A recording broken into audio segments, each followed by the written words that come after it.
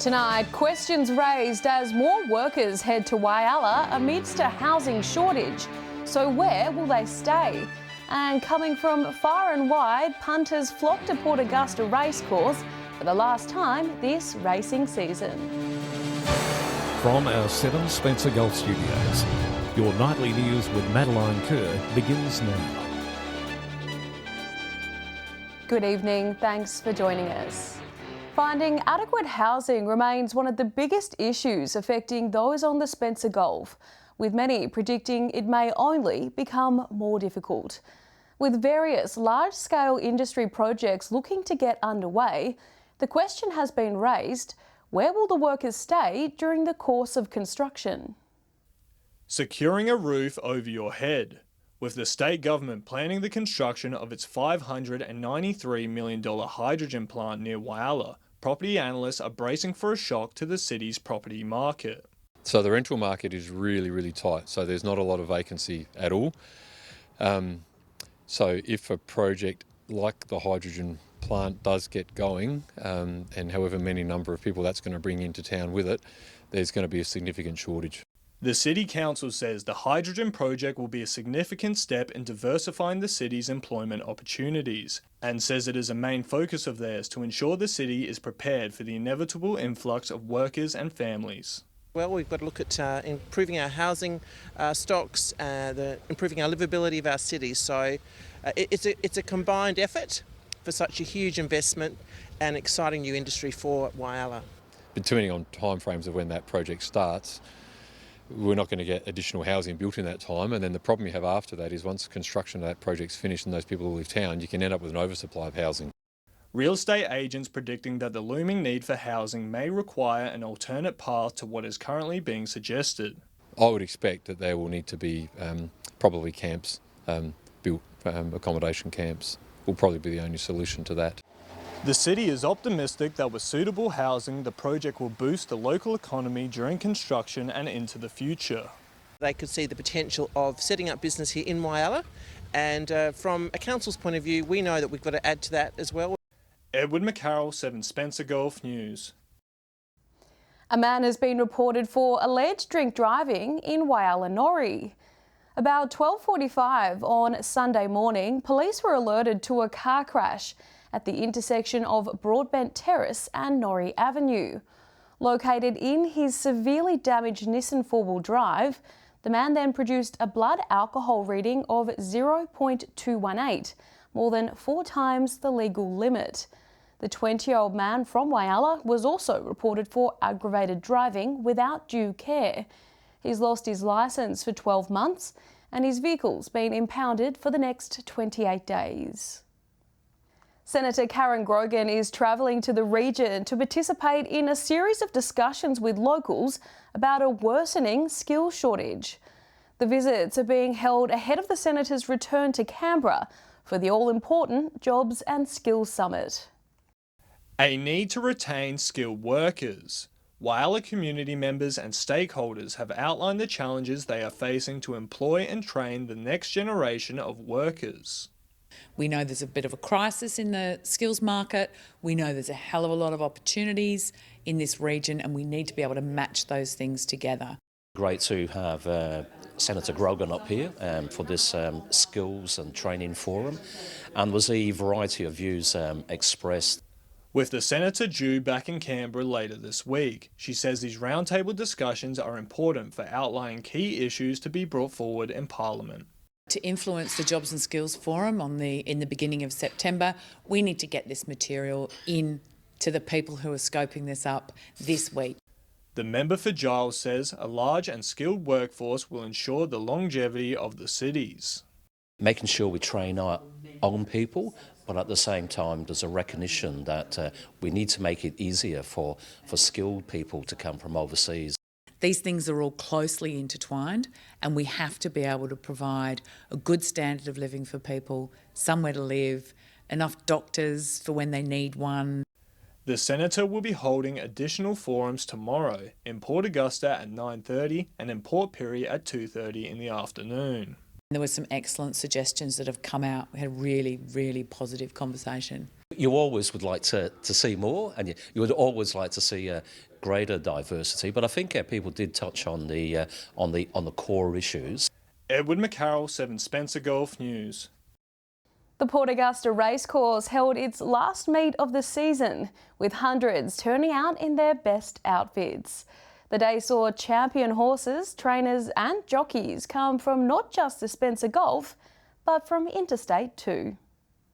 What's the best way to spend your Sunday? A day at the races with a horse, of course. Outdoor Family Day saw hundreds gather to see the final 7 races at the Port Augusta Racecourse as the season wrapped up.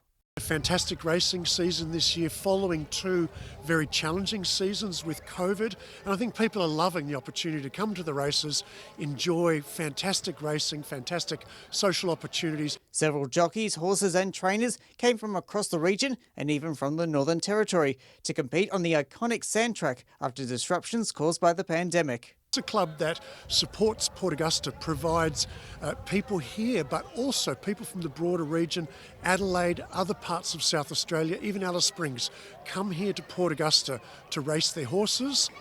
And the racing season isn't over for the Spencer Golf. Next weekend is the long-anticipated Quorn Cup. The club declared the 2022 season a major success, with next year's first race meet due in April. Daniel Pizarro, 7 Spencer Golf News. Still to come tonight, Port Augusta locals enjoy some world-class music, and not even rain could dampen the spirits of festival goers. And the Australian Ballet pirouettes into the Silver City, giving local kids the chance to learn the technical and beautiful style of dance.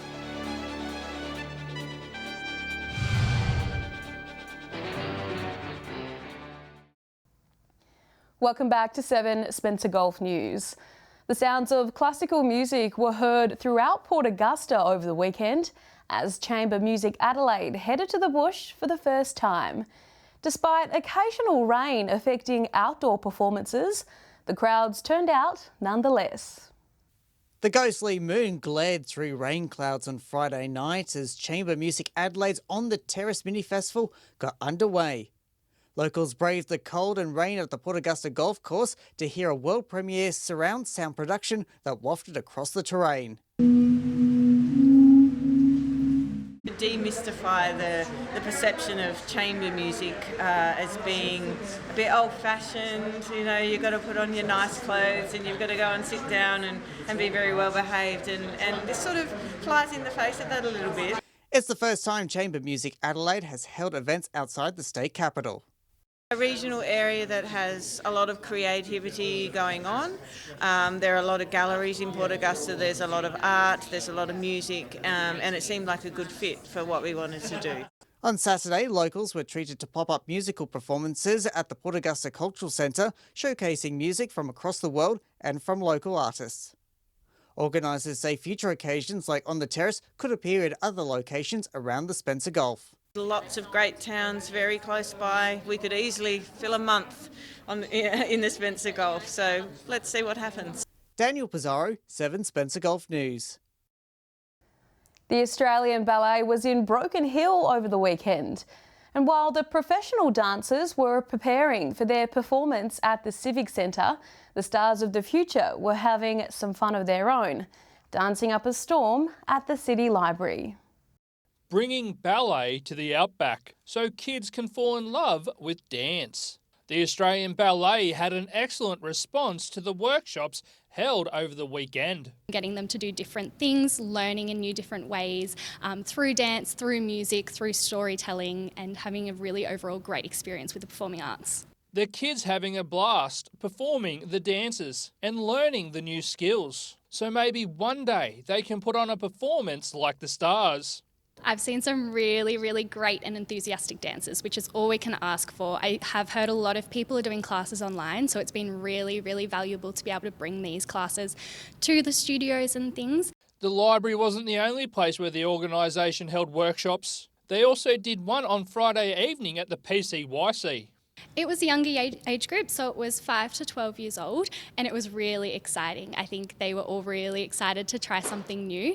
We had a few people asking if we were doing it every week, which is why we love to do what we do. Ms. Patch has been able to transfer her love of dance and education into a fulfilling job as the community outreach coordinator with the dance company, loving every minute of the trip out to the Silver City. It's been a wonderful position because it combines both the education and the love of ballet, and that's what we've really been sharing with these students is there's so many jobs in a company, not just the dancers. Joshua Mercer, 7 Spencer Golf News. Stay with us. After the break, we visit the history-rich museum in the heart of the bush and the multi-generational program tackling the big issues and forging unlikely friendships along the way.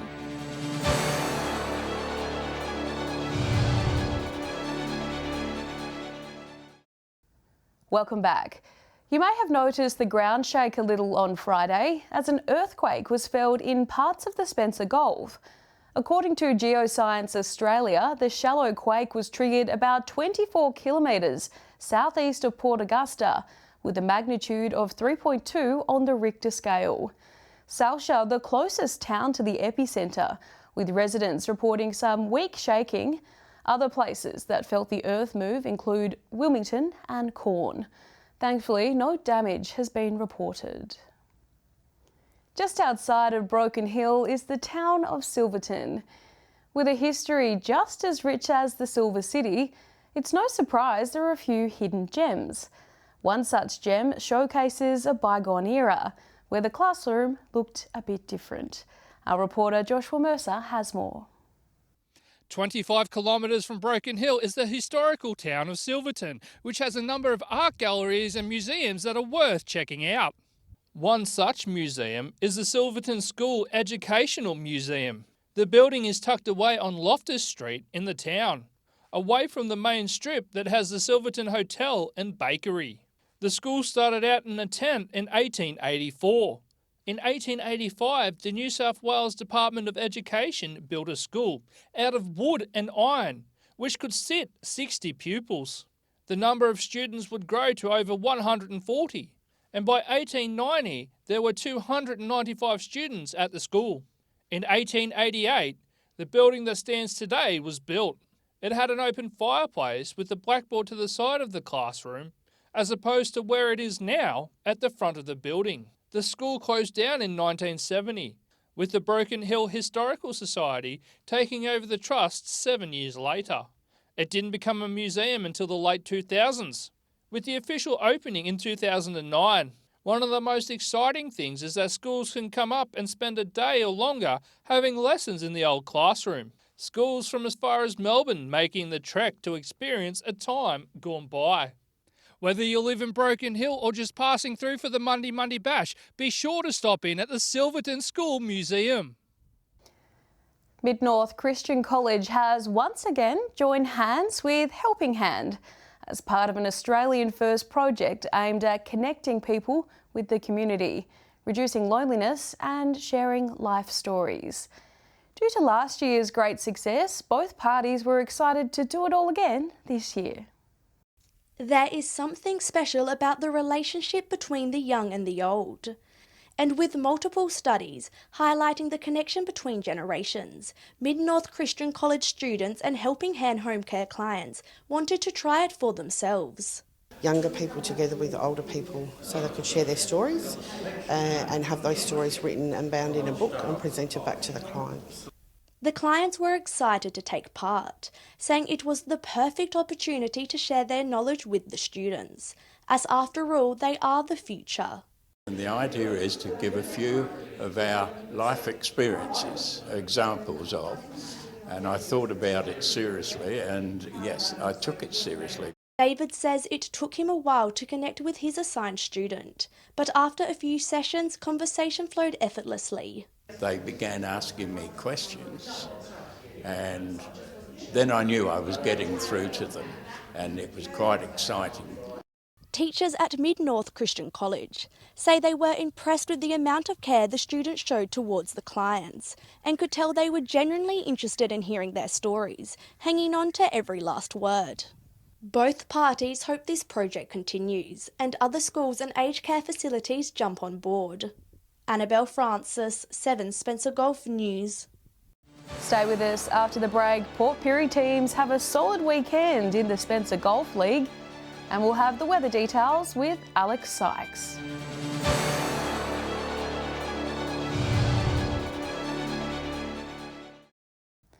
Welcome back.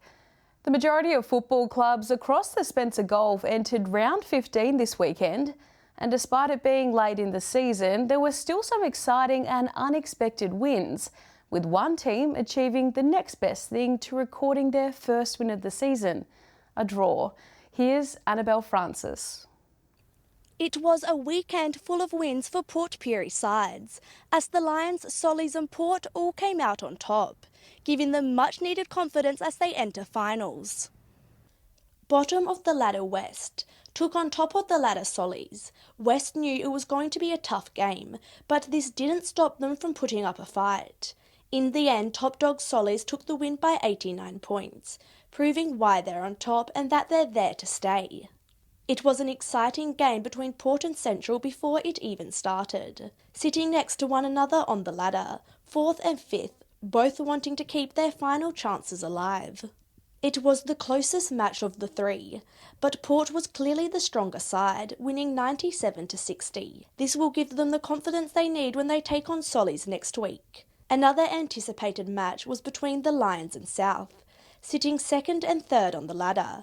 However, the Lions were stronger and faster from the start and dominated, winning by 58 points. The best Lion players were David Oloka, Tyler Eckert, Aidan Jacobs, Sean Edwards and Luke Patterson. For South, they were Kristen Thompson, Paul Glass, Caleb Ritter, Billy Joe Russell and Stephen Horner. Over to Port Lincoln. Boston took on Tasman. Tasman dominated early on, with the score being 90-13 in the second quarter. Tasman player Ben Daniels helped make this possible, scoring a huge 8 goals. The highest scorer for Boston was Larry Stimson, with 2. Third on the ladder South took on number 1 side Marble Range, and despite one position between them, Marble Rangers showed they are not to be messed with this season and are the strongest team as they enter finals, having not lost a single game yet. The closest game in Port Lincoln was between Mallee Park and Wayback, making it an exciting game for spectators. The first half was tight, but Wayback crept ahead in the second half, taking the win 85-63. Now to Whyalla. Whyalla sides entered round 14 this weekend. At Bennett Oval, top team Central took on 4th on the ladder Rapina, and it was a surprisingly close game, with Central winning by only 7 points. It was a thrashing between Waroona Bay and West Whyalla, the final score being 98-21 Waroona's way, a huge upset with Waroona Bay sitting 2nd on the ladder and West sitting 3rd, demonstrating the difference between the top 2 sides and the rest. It was an exciting game between South and North Whyalla, with the sides drawing at 44 points. It was a shame South couldn't get over the line, as it would have been their first win of the season. Lastly, we look at Broken Hill, who also entered round 14 over the weekend. Jubilee Oval hosted West and South. South has been strong throughout the season, so it was no surprise they won 84-37. At Memorial Oval, North took on Central, both sides fighting for that second spot on the ladder. However, Central well and truly secured their position, winning by 74 points. That's it for football, but stay tuned as tomorrow we will look at other sporting competitions. Time now to take a look at what's happening in the weather with Alex Sykes. Alex, it was a rainy afternoon in Port Lincoln. Good evening, Maddie. Yes, that's right. Almost 7 millimetres fell in just over 2 hours between 1 and 3 p.m. at Port Lincoln Airport. Today's downpour bringing the total amount of rainfall this month to a touch under 52 millimetres. Port Lincoln was 16 degrees, partly cloudy in Woodness 17, a drizzly day in Clare 13 degrees. Looking more broadly at today's temperatures, Port Augusta reached 20 degrees today, 16 in Port Pirie. Woodner reached 18 at 140. Taking a look at the satellite image now, a weak cold front about the southeast of South Australia will continue to move eastwards as a high pressure ridge builds over the west and gradually drifts across the state tomorrow. A series of cold fronts will move across the state Wednesday to Saturday. Moving on to tomorrow's weather outlook now, and we'll start with the Gulf waters. South to southwesterly winds 10 to 15 knots in the morning, turning variable. Seas below a metre up to 1.5 metres, and south to southwesterly swell around a metre. Mostly sunny in Port Lincoln tomorrow, between 6 and 16 degrees. Partly cloudy in Cleve, 16 there as well. A mostly sunny day ahead for Woodna, between 5 and 18 degrees. Partly cloudy in Whyalla and Kadina tomorrow, both set to reach a top of 16. Port Augusta's heading for a top of 19. Possible showers for Port Pirie on Tuesday, set to reach a top of 17 degrees there. Down to 5 in Clare tonight, 13 tomorrow with possible showers. And Broken Hill will be partly cloudy, heading for a top of 16 degrees. Taking a look further through the week now, partly cloudy and 21 degrees in Whyalla on Wednesday. Bit warmer in Port Augusta, heading for a top of 23. Warmer still in Cooper Pedy, 27, and sunny. Showers increasing in Port Lincoln, 19. Moving on to Thursday's outlook, a late shower is predicted for Broken Hill, heading for a warm top of 22 degrees. Showers and 17 in Port Lincoln. Port Pirie and Whyalla are both heading for 19 degrees and rainy conditions. Up to 15 millimetres of rain expected in Adelaide, with a top temperature of 16. Taking our first look at Friday's forecast now, showers hanging around the Eyre Peninsula. High chance of rain in Port Lincoln, most likely in the afternoon and evening, 16 degrees. And that's all in weather for tonight. It's back to you, Maddie. Thanks for that, Alex. And that's the local news this Monday. I'm Madeline Kerr. From all of us here, thanks for joining us. I'll have updates a little later, but until then, enjoy your evening. Good night.